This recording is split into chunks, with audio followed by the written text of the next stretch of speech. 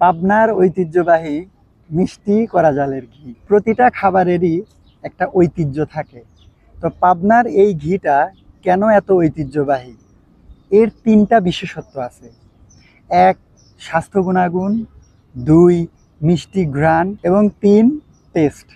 এই তিনটার কম্বিনেশনে এই খাঁটি ঘিটা তৈরি হয়, যার কারণে সারা বাংলাদেশে এত প্রসিদ্ধ। তো এই ঘি কিন্তু অনেকভাবেই খাওয়া যায়।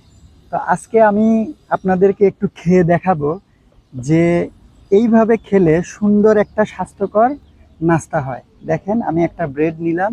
এই ব্রেডের সাথে এক চামচ যে দানাদার খাঁটি গাওয়া ঘি, সেটা আমরা এভাবে দিয়ে দিলাম।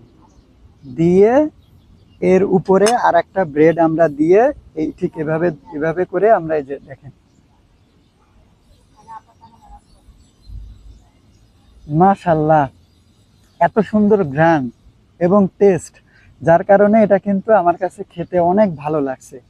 তো আপনিও আপনার পরিবারকে এরকম স্বাস্থ্যকর নাস্তা যদি উপহার দিতে চান, তাহলে গ্রামের বাজার থেকে অর্ডার করে ফেলুন।